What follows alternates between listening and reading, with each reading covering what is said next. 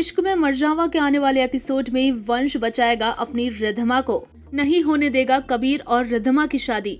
दरअसल upcoming episode में आप देखेंगे कि वंश जिंदा होगा और सही सलामत होगा और वो रिद्धमा की मदद के लिए जंगल में पहुंच भी जाएगा, जहां कबीर अब तक अपनी चालों में कामयाब हुआ लेकिन अब ज्यादा देर कामयाब नहीं हो पाएगा और उसके मकसदों पर पानी फेर देगा वंश। शो में जहां देखा गया कि कबीर अपनी बड़ी चाल चलकर रिद्धमा को घसीटकर वीआर मेंशन से बाहर किसी जंगल में लेकर आ जाता है और वहीं वंश को मौत के घाट उतार देता है, उसे खतरे में धकेल देता है और कमरा बंद कर देता है आग लगाकर। रिद्धमा को यही लगता है कि वंश मर गया है।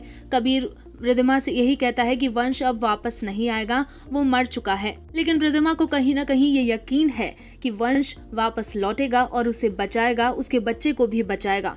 और अब आने वाले एपिसोड में ऐसा ही होगा, वंश आकर अपनी रिद्धमा को बचा लेगा। दरअसल जंगल में कबीर रिद्धमा से शादी करने की कोशिश करेगा और जैसे ही कबीर और रिद्धमा फेरे ले रहे होंगे तभी वंश की होगी एंट्री।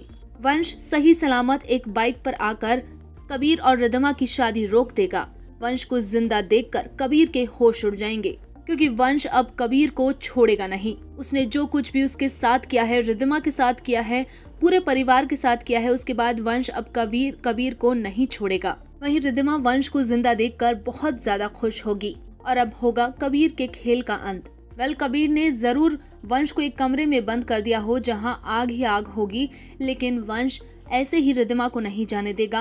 वो खुद भी बच जाएगा, उस कमरे से बाहर निकल आएगा और आकर रिद्धमा को बचाएगा। हालांकि रिद्धमा अंदर ही अंदर टूट चुकी होगी पूरी तरह से, लेकिन उसे ये यकीन होगा कि उसका वंश उसे बचाने जरूर आएगा। अब वंश आकर कबीर को वो सजा देगा जो उसने सपनों में भी नहीं सोचा होगा, क्योंकि वंश